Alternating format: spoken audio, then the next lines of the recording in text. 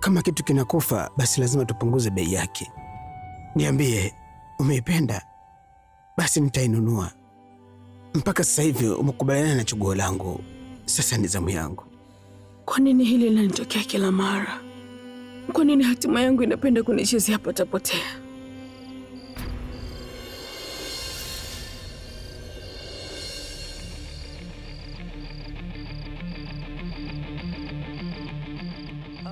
Tano amenikataa mimi. Amenikatalia kabisa. Amenikataa.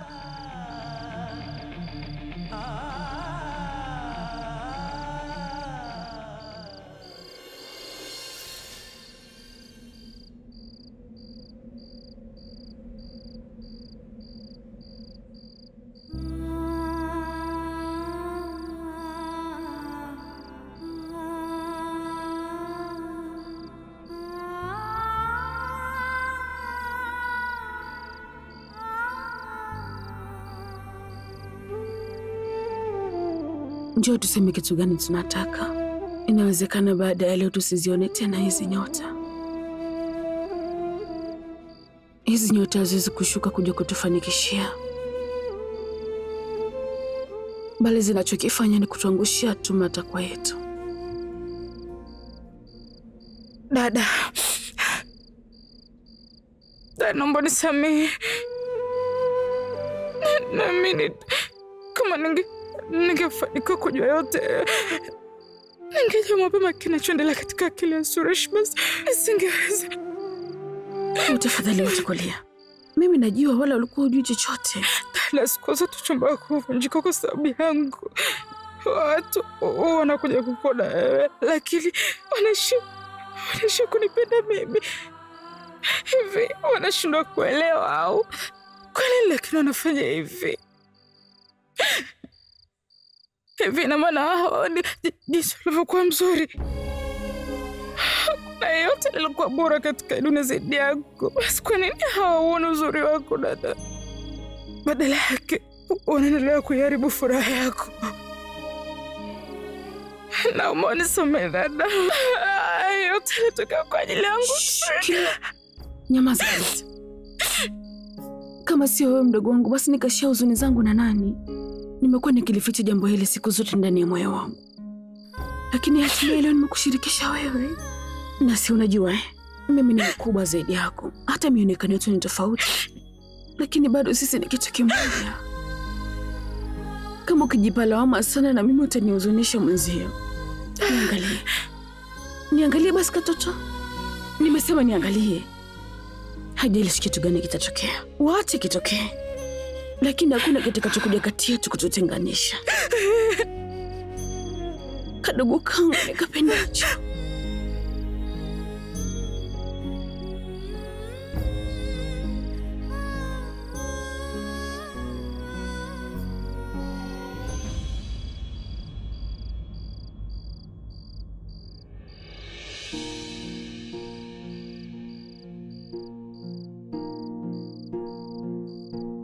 Umefanya nini Alvin? Wewe ni rafiki yangu, wewe unaelewa kila kitu, alafu umeenda kumwambia vyote Pragya. Suresh, ulikuwa unamuoa yule binti kwa sababu ulidhani ni kitu sahihi. Na nilimwambia ukweli kwa sababu niliona ni jambo sahihi la kufanya. Na mbali na hiyo, yeye mwenyewe alikusikia ukiwa unaongea ukweli wote. Sasa mimi ningefanyaje?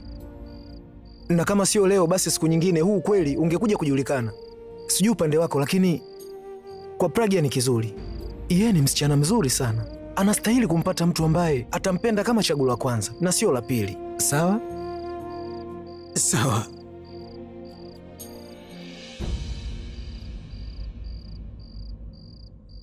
Haya, usilie sasa. Na wala usijali kuhusu mimi. Mimi nimeshaamua. Haya mambo ya ndoa pamoja na mapenzi siwezi kuviruhusu kabisa vinivuruge mimi. Tayari nimekushaamua kwamba sitaki hii ndoa. Bulbul, mimi Mimi sijaumbiwa kwa ajili haya mapenzi. Kama nilikuwa mwenyewe, lakini nina furaha. Na ni nani amesema kwamba msichana hawezi kukaa peke yake? Dada yako anaweza. Sitakuwepo kunipa furaha, eh? Bulbul, safari nimeshirikisha akili katika maamuzi yangu. Mimi sitaki kuolewa na yeyote yule. Sasa nitamuua mtu yoyote yule. Bibi alikuwa sahihi, mtu anaweza kumuua mtu yoyote na mimi nitaua mtu yoyote sasa. Kaka, kuna nini? Kwa nini una hasira hivyo? Alia, mimi sijakasirika. Nahisi kama kujicheka mwenyewe tu. Kiukweli nilikuwa nimekosea sana. Nilikuwa nampenda mtu ambaye kwa sahihi. Kaka, unafikiria vibaya. Tano ni msichana mzuri. Msichana mzuri? Kwa ajili ya pesa amenikataa mimi? Alia amenikataa. Anathubutu kufanya hivyo? Alikuwa na hadhi gani? Alikuwa nani? Alikuwa ni rafiki yako tu. Mimi ndo nimemfanya wewe mwanamitindo. Nilimfundisha kutembea vizuri, nilimfundisha adabu, lakini yeye leo eti nataka kujadili mikataba sijui na jinsi ya kuchukua pesa kutoka kwa wazalishaji. Mimi ndo nimemfundisha vyote hivyo Alia. Alafu eti anakuja na kuniambia jinsi gani mkataba huu ulivyokuwa muhimu eti kwangu mimi. Unajua miezi 8 iliyopita wakati naanza kumshawishi kwa na mimi aliniambia kuwa yuko tayari kuacha dunia yote kwa ajili yangu. Na kwa ajili ya mikataba tulio ananiacha. Mkataba wake ni mdogo sana zaidi yangu mimi. Na wala si muhimu zaidi ya afya bibi yangu. Kaka, tulia sawa. Ni kwa nini usiongee naye? Ongea naye, mpange mambo. Kupanga ni ujinga Alia.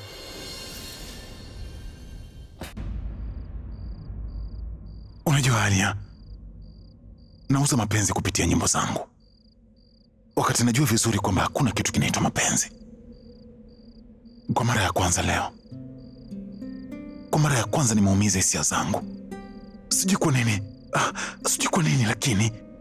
Kwa sababu moyo ni dhaifu sana Bulbul. Kila ukijikwaa unavunjika. Na penzi sio kitu kirahisi kama nyimbo ambazo Abi anaziimba. Ni kitu kigumu sana.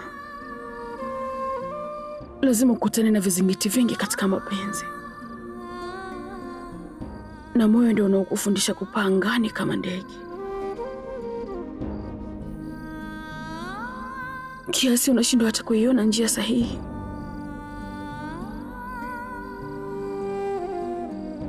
Na moyo wangu umekataa kabisa kutembea katika hiyo njia. Wakati mwingine kufungua mlango mpya katika maisha ya mtu inakubidi uyafunge madirisha ya zamani.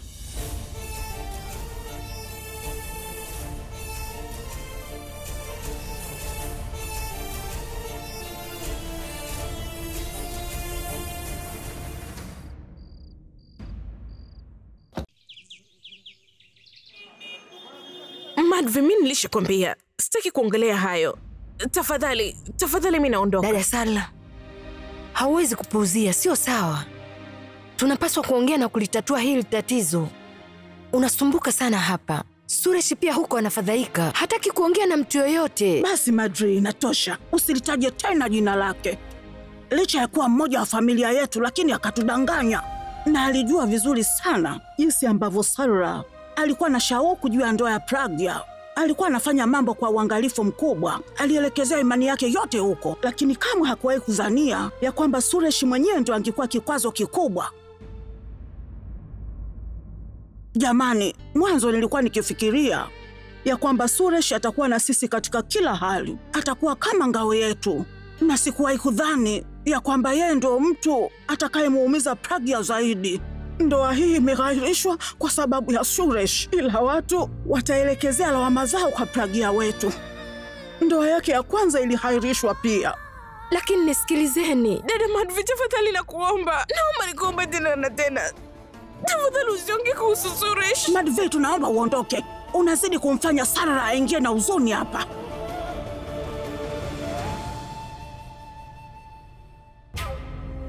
Harusi imevunjika. Lakini hakuna anayejua sababu ya kufanya hivyo. Kwa Suresh anampenda Bulbul tu. Wewe, kwani unakuwa na wasiwasi sana? Naamini kila kitu kitakuwa sawa. Nini kitakuwa sawa, sweetie? Ndoa ya Pragya imeshakuwa kama utani siku hizi. Tulifanya kila maandalizi kwa ajili ya harusi yake, lakini badala yake tumeishia kuwa vituko. Kila mtu atafikiria ya kwamba mwenye nuksi kubwa katika haya ni Pragya wetu. Ndio maana ndoa zake zinavunjika. Sarla?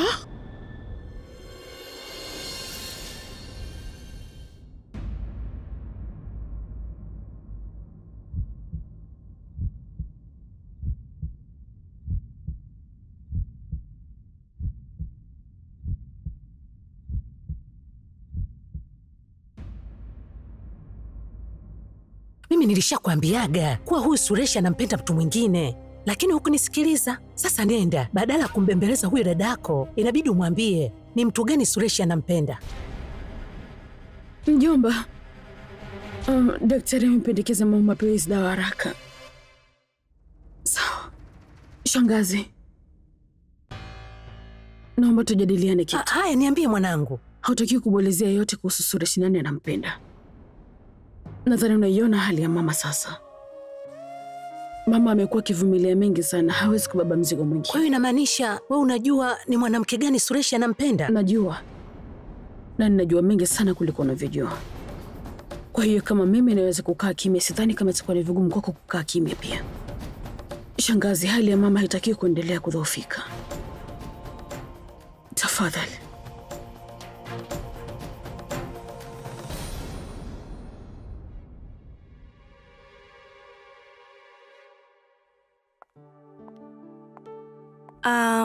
Hali yake si mbaya sana.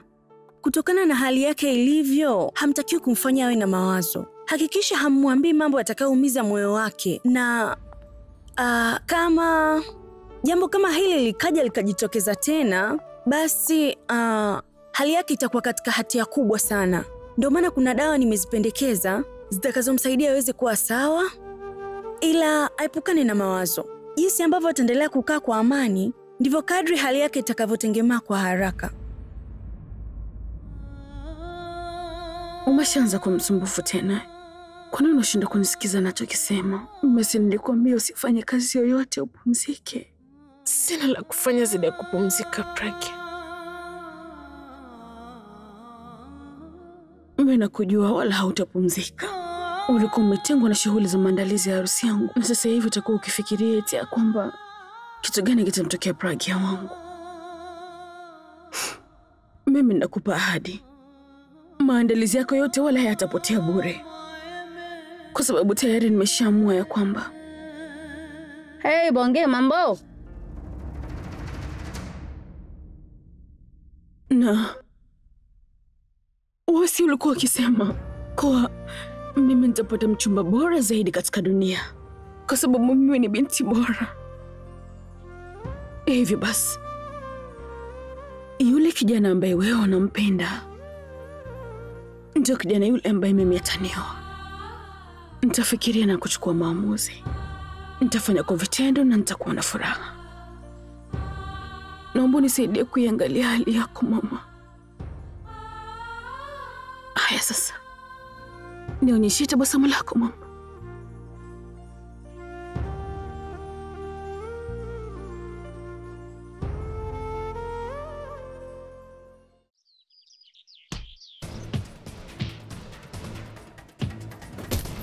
Niko tayari kuoa. Mimi siwezi kuolewa ndani ya huu mwaka. Nina mkataba milioni 120. Siwezi kuacha uondoke tu.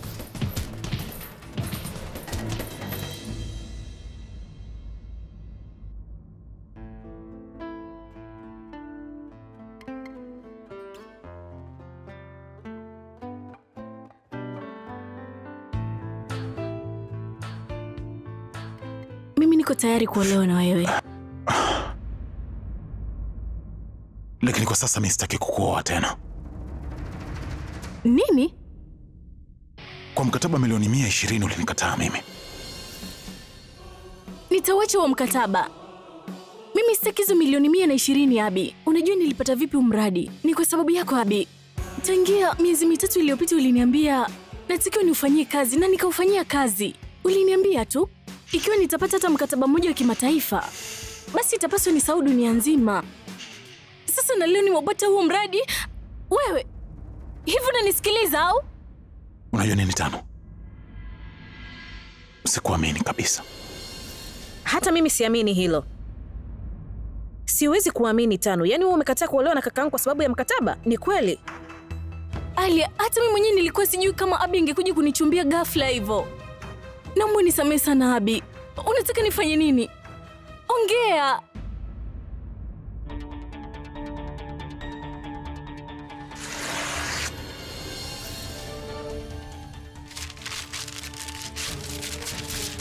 Tizama, na uvunja mkataba.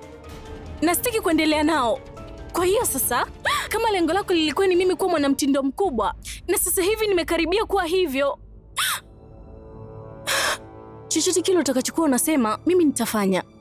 Na leo pia niko tayari kufanya kila ambacho unachokitaka. Nakubali kuolewa. Nimekubali kuolewa na wewe.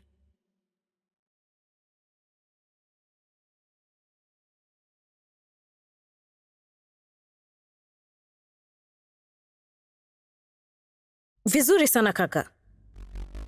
Kwa yeye kupenda pesa imekuwa ni kosa kwako, lakini kwa wewe kupenda pesa inaonekana ni sahihi kabisa. Kaka, yeye anakupenda. Ni swala la kusubiri ndani ya mwaka mmoja tu. Oh yeah, samahani, nilikuwa nimesahau. Hauwezi kabisa kusubiri kwa mwaka mmoja. Kwa sababu ya hilo tu itakubidi umshawishi bibi mpaka aelewe. Inabidi umfanye bibi asubiri, si ndio? Kaka, najua kwenye hasira unasema chochote kinachokuja akilini, na unaweza kufanya chochote, ila kana ufikirie kaka. Tanu katika haya maisha alikuwa tayari na mipango yake. Na ni nani ambaye amempa hizi ndoto kaka? Sio sawa kaka. Ndoto zinapokuwa ndoto tu ni rahisi kuzisahau, lakini pale ndoto inapokuwa imetimia sio rahisi kuisahau kabisa. Na kaka, hauwezi kumfanyia hivi Tanu kwa sababu kaka... Alia, nahitaji muda wa kutosha kulifikiria hili.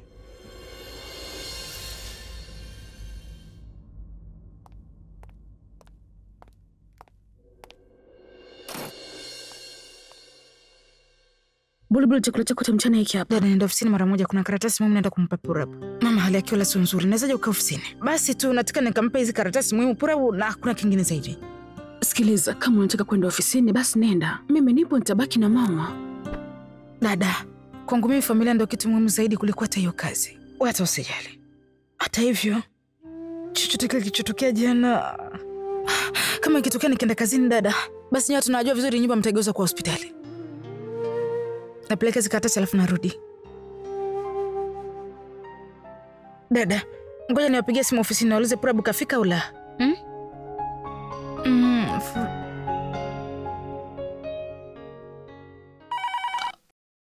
Halo? Halo shangazi, Bulbul hapa naongea. Halo Bulbul, unaendeleaje? Niko vizuri shangazi. Purabu, namaanisha bosi yuko ofisini ha? Kwa sababu kuna karatasi muhimu nataka nimpe kwa ajili ya kikao cha jioni. Hapana. Bosi hayuko ofisini. Yuko nyumbani. Na atatokea kule kwenda kwenye kikao. Sawa, ngoja nichukue zile karatasi nikampatia huko nyumbani kwake. Sawa, bye. Kwa heri. Purabu ofisini hata hayupo. Nataka niende nyumbani kwake nikampatie hizo karatasi. Sikiliza, naomba usimwambie chochote kile kuhusu nini kimenitokea. Mimi sitaki awe na wasiwasi.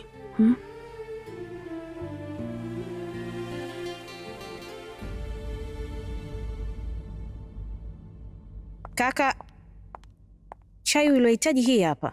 Asante Alia. Alia, unajua nimechanganyikiwa sana. Ni kuhusu afya bibi ilivyo. Kaka, bibi atakuwa sawa tu. Ni kitu tu cha mwaka mmoja. Baada ya mwaka, mkataba wa Tanu utaisha. Na hata hivyo kaka, Tanu anastahili hili. Na nyie wawili mtafunga ndoa kiurahisi. Ndiyo, lakini... Purabu, umekuja muda mwafaka. Njoo kaa hapa.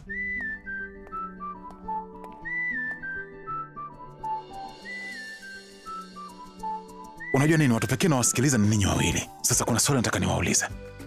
Ni kitu gani napaswa kufanya? Nimwoe Tanu au... Kulingana na mimi, wewe inakupaswa tu usubiri mpaka utakapopata mpenzi. Na kuhusu bibi? Kuhusu bibi ni rahisi. Wewe unatakiwa ukatae kila msichana ambaye atakuchagulia bibi. Atakutafutia mwingine na wewe utamkataa. Utaendelea hivyo hivyo mpaka mwaka utakatika.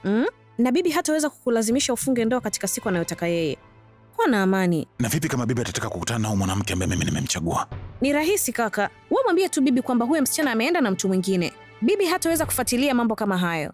Hatauliza maswali mengi. Kaa kwa kutulia. Uenda uko sahihi. Itanibidi nifanye hiko mlichokisema. Hata hivyo, ninyi wawili mnaweza kuendelea na mazungumzo yenu. Ngoja niwaache peke yenu.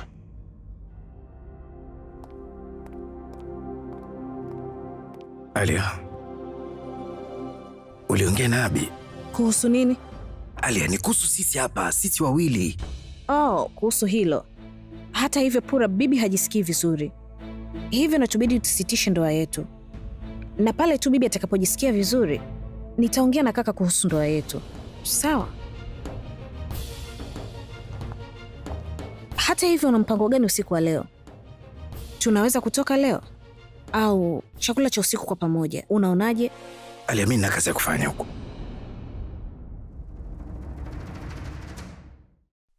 Bibi, kwani umekaa hapo? Tendo kaka kitandani. Hapana, nimechoka tu kulala. Na huyo mwanamke yuko wapi ambaye ulitaka kumtambulisha kwangu? Bibi, hawezi kuja sasa hivi. Acha kufikiria kuhusu hilo. Na mimi pia nitafanya hivyo. Mmegombana kwani? Na unavyosema kumsahau, unamaanisha? Kwani amempata mtu mwingine? Ndio bibi. Yeye yuko na mtu mwingine. Tazama, ndio maana mimi nilikuwa nikikwambia hii aina ya wanawake katika jamii yetu haikupendezi kabisa. Wao tu wanachojali ni pesa tu basi. Wao wanajali tu kuhusu vipaji vyao, hawajali kuhusu mume. Ila usiwe na wasiwasi, mimi nitakutafutia binti mzuri kwa ajili yako. Unashangaa nini sasa? Mimi najua wewe huelewi kabisa mipangilio ya ndoa, lakini hii ndio njia nzuri kwa ajili ya wewe kumpata mwenza wa maisha yako, na wala hauwezi kupata shida ya aina yoyote ile. Sikiliza, mimi, babu yako, mama yako pamoja na baba yako wote walikutana kwa njia hizi hizi, na tena walipanga hizi ndoa wakiwa na furaha kabisa. Hebu fikiria, watu wasiojuana wakakutana na wakaanza kukaa pamoja, kujuana na wakaelewana. Inapendeza eh? Sasa na wewe taratibu utaanza kumpenda mwenzio. Ni nani anayejua huu uhusiano unaweza ukatengeneza kitu na kutengeneza familia.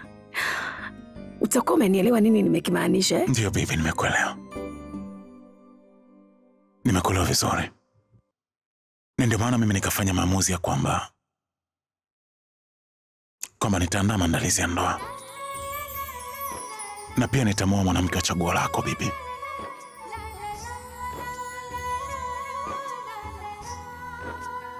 Mimi nitakuozesha kwa binti mzuri sana. Hakikisha unamtafuta kijana mzuri kwenye familia bora kwa ajili ya Pragya. Lakini mbona sasa uchumba wake umeshavunjika na Pragya amekubali ataolewa na mtu tutakayemchagua. Sikiliza shangazi, naomba unisamehe, lakini nimeshindwa kabisa kupata kijana uliyemtaka. Naomba uniwe radhi. Nilikuwa namaanisha kuwa kupata kijana mzuri wa kumwoa binti yako kwa zama za sasa hivi ni kazi ngumu sana, ukizingatia ndoa yake ya mwanzo ilihairishwa. Kwa hiyo inawezekana labda akapata mume mzee, au inawezekana akapata yule ambaye ameshawahi kuwa ndani ya ndoa ama mwenye mtoto tayari. Hebu angalia maneno unayoongea. Kwa nini asimpate kijana mtanashati? Sikiliza shangazi, itakuwa ni vizuri sana ukilielewa hili haraka, na itakuwa vizuri zaidi shangazi kwa binti yako. Manake watu wanatumia muda mrefu sana kupata wachumba, inakuwa kama mkosi, na namna hii mabinti wanabaki bila kuolewa. Hebu niambie jambo moja Prito, ni kipi kilichokufanya uwe na maneno machungu asubuhi yote hii? Hebu niambie. Subiri kwanza, acha nipokee hii simu. Halo?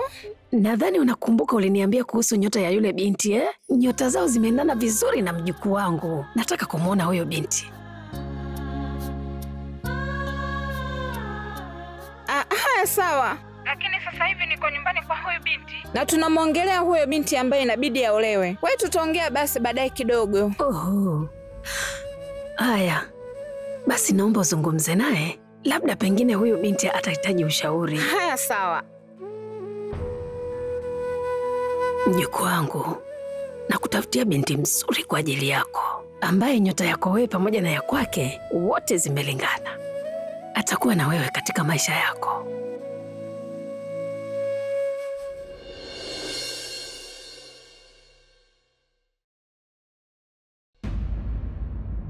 Alia, umekuja mpaka hapa? Ndiyo, mimi. Yaani ulikuwa unanifikiria, halafu unashangaa kuniona hapa? Mbona imekuwa ghafla sana Alia? Kuna jambo nimekuja tulijadili. Nilikuwa nafikiria labda tunaweza tukatoka tukaenda mahali, tukakaa na kuongea. Lakini hiki chumba kinatosha. Unajua tuna kumbukumbu nyingi sana hapa. Alia, mimi nina kazi za kufanya. Tulia, kaa chini. Leo nilienda kwa Sonara. Kuna baadhi ya pete za uchumba nilikuwa nimeziona, hivyo nikaona ni vizuri nije kukuonyesha. Haya sasa, kuwa kijana mzuri na ujaribishe hii kwa ajili yangu. Angalia.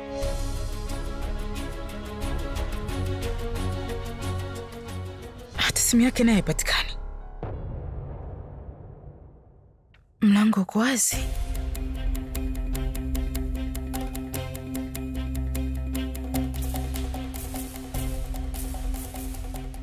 Hebu acha. Hivi ni kwa nini unataka kunielewa? Kwani una matatizo gani? Kwa nini hauelewi Purab? Hivi ndivyo jinsi mambo yanaenda kuwa Purab. Kwanza pete ya uchumba, baadaye ndoa. Purab kipenzi, hebu nisikilize. Hivi unajua ni jinsi gani nimeteseka mwaka mzima kwa ajili yako? Purab, siwezi tena kukaa mbali na wewe hata dakika moja.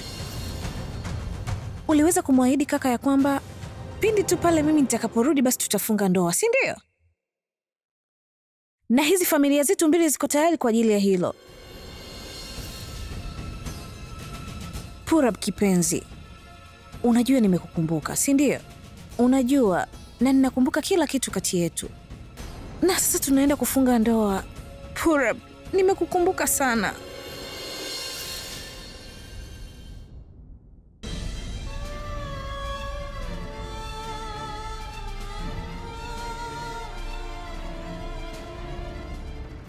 Hebu acha Alia.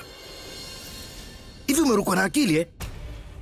Ni kweli nimechanganyikiwa, ila ni kwa sababu yako. Unajisikiaje? Wewe ni mpenzi wangu. Au ndo niseme nitakufa bila wewe? Au unafikiria kwamba hii imetokea tu ghafla kwamba Alia sasa anataka kuolewa, Alia anataka kutulia? Ndio unavyofikiria Purab? Kama ndivyo unavyofikiria basi unakosea. Wewe sio mpenzi wangu. Wewe sio hitaji langu. Wewe ni kila kitu kwangu. Kila kitu kwangu. Siwezi kuamini unaweza ukamwacha Alia eti kwa sababu ya mtu mwingine. Kilicho changu ni changu pekee. Ulikuwa unafikiria nini? Kwa sababu ya yule binti mrembo unataka umwache Alia? Hii haijaisha Purab. Ulimwajiri yule msichana ofisini kwako ukifikiria kuwa atakuwa pale muda wa kazi, na baada ya kazi muende mkajivinjari. Na wafanyakazi wengine watadhania tu kwamba mnafanya kazi. Hivi unamlipa mshahara kwa ajili gani? Kwa ajili ya kazi au... Nyamaza Alia. Tena usijaribu hata kuongeza neno lingine hapo. Umethubutu kunipiga kofi? Umethubutu vipi Purab? Umenipiga kwa kutumia huu mkono, si ndio eh? Basi mimi nitakufundisha adabu. Nitahakikisha hautaweza kumshika tena yule msichana na huu mkono Purab. Naona haujajua ni nani unataka kucheza naye. Mimi ni dada yake Abi. Dada yake Abi. Matamanio ya kakaangu Abi yamemfanya yeye kuwa maarufu. Na mimi matamanio yangu kwa sasa ni kuona unaharibikiwa Purab. Na malengo yangu katika maisha kwa sasa sio kukupenda wewe au kuwa na wewe, bali ni kukuona unaharibikiwa. Hivyo kaa na ukiangalia Bwana Purab, jinsi nitakavyokuharibia.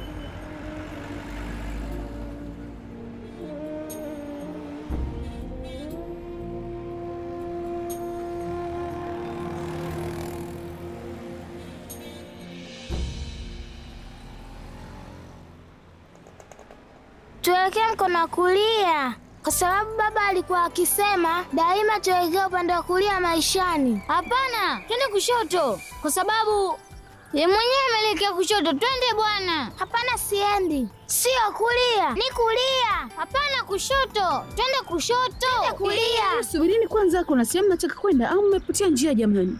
Kwani tukwambie kwamba tumempoteza baba yetu? Ha? Baba amepotea? Wala hakuna shida, si tuko sawa, umeelewa? Haya baba, sawa, sitawasaidia. Lakini hebu niambieni, mara mwisho mlimwona wapi baba? Kwani tukwambie mara mwisho tulimwona wapi baba yetu? Hiyo kwenye bustani au popote pale, haikuhusu. Shangazi, wewe usijali anachokiongea. Huyu ndio alivyo siku zote. Anapenda kuongea uongo, lakini baadaye anaongea ukweli mwenyewe. Aha. Kwani tumwambie shangazi kwa baba kapotea? Na kama tusipompelekea mama zawadi kutoka dukani, atatufokea sana. Hatukwambie chochote kile kwa sababu mama alituambia kwamba hakuna kuongea na watu tusiowajua. Nasikia njaa shangazi. Unasikia njaa eh? Basi wewe mwambie shangazi kwa sababu mimi siwezi kumwambia kama mimi nina njaa. Si umenielewa? Haya, basi mnakaa wapi kwani? Nyumbani. Haya, hebu nitajeni majina yenu. Kama nataka tukuambie majina yetu, twende ukatununulie kitu cha kula kwanza. Chakula nitawanunulia, lakini nitakula sambusa kweli? Nini? Yaani mwawapoteza Banti na Babli? Mimi sijawapoteza. Wao walikuwa nyuma yangu, sijui watu wamepotea vipi. Wamepotea? Imekuwaje wamepotea namna hiyo? Nina uhakika watakuwa wametekwa hao. Kwani hujui kwamba siku hizi watu wanateka sana watoto wa matajiri? Alafu wewe... Kuna nini shangazi, mbona umemkasirikia nani? Si huyu Raju bwana. Alikuwa ametoka na watoto, lakini sasa hivi ameniambia watoto hawapo, wametekwa. Ametekwa? Umetekwa? Umesemaje? Banti wangu na Babli wametekwa? Halo? Ndio Raji. Sawa Raji, sasa hivi nitampigia simu kamishna wa polisi. Wewe uko wapi? Kwa sasa hivi mimi niko pembezoni mwa ukumbi wa Raji Shwa. Sawa, nitakuwa hapo muda si mrefu. Nani atakuwa ameteka watoto? Shangazi na yeye onja. Ni vitamu kweli? Hapana. Sawa, acha nile mwenyewe. Kwa hiyo mimi unipe eh? Poa, fanya haraka basi. Inabidi tukamtafute baba. Tufanyeni hivi, pale ambako mlimwacha mara ya mwisho baba, twendeni pale, sawa? Ila wazo zuri sana.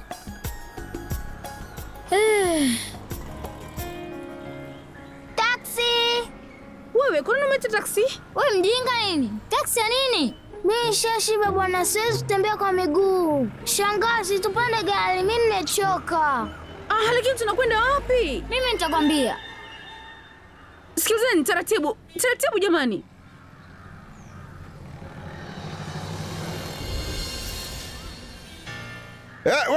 Wewe hapo. Haya, hebu warudishe watoto. Hebu njoeni hapa. Baba! Baba! Baba! Yaani wewe ufananii kabisa na utekaji wa watoto. Sikiliza, unanielewa vibaya. Naweza kuelewa ulikuwa na wasiwasi. Kumbe nao unaongea Kiingereza. Mambo vipi mtekaji? Hapana, unaelewa vibaya kaka. Nilikuwa nachukua watoto kwa ile sehemu ambao upo. Kwa hii taxi. Najua kabisa ni wapi ulikuwa unataka kuwapeleka hawa watoto. Sikiliza, mimi nilikuwa... Bas! Kwa sababu najua kabisa utakuwa umewarubuni hawa watoto. Ili uwachukue na uende ukawafiche mbali. Ili mwenzako atupigie simu kwa ajili ya kudai pesa. Nia yako ni mbaya kabisa. Ulikuwa unataka wachukue watoto wateke ili ukapate pesa. Sikiliza kaka, kukaa kimya kwangu haimaanishi kwamba unaweza kuniambia chochote kile. Nimeshajua. Wewe inabidi nikufungulie mashtaka polisi. Unawapigia simu polisi eh? Wapigie tu. Na mimi nitakushtakia kwamba huchungi vizuri watoto wako. Hivi unajua kwamba walikuwa watembea peke yao barabarani? Walikuwa na kutafuta. Walikuwa nahisi mpaka njaa. Wangepatwa na chochote kile, wangeweza kupatwa na ajali. Ingekuwaje kama mtu angekuja na kuwateka kweli? Ungemlaumu nani katika hili? Kama ukirudia tena kufanya kitu kama hiki, nitakwenda mwenyewe na kukushtaki. Wewe. Twendeni. Kwanza mlienda wapi? Si niliwaambia mwa karibu na mimi? Habari za majukumu kamishna. Nakaribia kufika muda si mrefu. Nikifika tu hapo basi nitakupigia na kukueleza hali jinsi ilivyo. Samahani sana. Unashindwa kutazama mbele? Samahani mkuu, yule msichana ndo alikuwa angalia barabarani.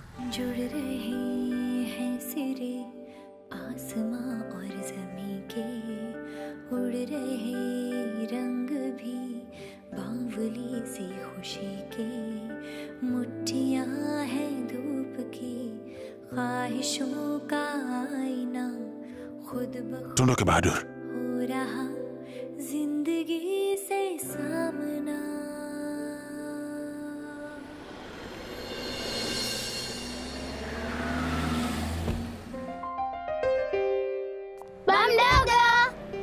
mdogo. Amjambo watoto. Walikuwa wapi hao? Sikia, kulikuwa kuna binti mmoja hapa amewachukua watoto. Na nilivyomtishia kwamba nitampeleka polisi, eti naye akaanza kunitishia alafu akaondoka. Kwa nini lakini umemwacha aende vivi? Tuondokeni nyumbani. Samahani.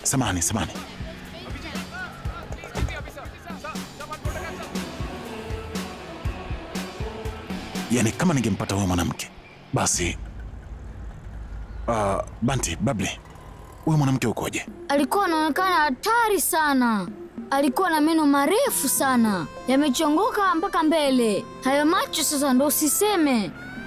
Yalikuwa ametoka nje mpaka nakaribia kufika kwenye masikio. Aliwaambieni jina lake? Hapana, lakini jina lake nitalikumbuka. Nani? Shangazi alitulisha snacks. Shangazi anayewalisha snacks? Nitawezaje kumpata binti huyu anayewalisha snacks mji wote huu? Nini? Ndiyo, mchungaji mwenyewe ndo aliniambia. Msichana ambaye nyota yake inaendana na Abi, kwa sasa muungano wake umevunjika na familia yake kwa sasa inamchagulia mtu ambaye ataendana naye. Sikupaswa kusema hili, lakini hili ni zuri kwa ajili yetu wote. Inawezekana hatima yake yeye imepangwa kuja katika familia hii. Lakini kuna tatizo kidogo hapa. Nini? Yeye anavaa miwani, namaanisha kuwa na namba. Na pia na barua zake za uchumba zimekataliwa kwa sababu hiyo. Hao watakuwa ni vipofu basi. Wanawezaje kusitisha ndoa kwa tatizo dogo hivi? Hii haina tofauti hata na mimi. Hebu fanya hivi. Hebu wewe nipatie picha yake nimwonyeshe Abi. Alafu ulisema jina lake nani? Jina lake Pragya. Pragya? Mwanangu, jina lako ni nani? Bibi, ni Pragya. Mbona kama vile namjua? Sijui atakuwa ni huyu binti ambaye mimi ndo nilikuwa namhitaji kwa ajili ya Abi wangu mimi. Na mimi atakuwa ndo yule. Umeona sasa? Hatimaye Mungu ametenda maajabu yake kwenye nyota ya Abi wangu. Basi wewe nipatie tu picha yake. Nitampatia Abi aitizame, labda ataweza kumpenda. गीला गीला बस पानी पलकों पे रह गया, धीरे धीरे सपना वो आंखों से बह गया. Unakumbuka kwamba ulimpromise kaka Abi ya kwamba pale tu nitakaporudi tutafunga ndoa. Na familia zetu zote mbili wanataka kuliona hili.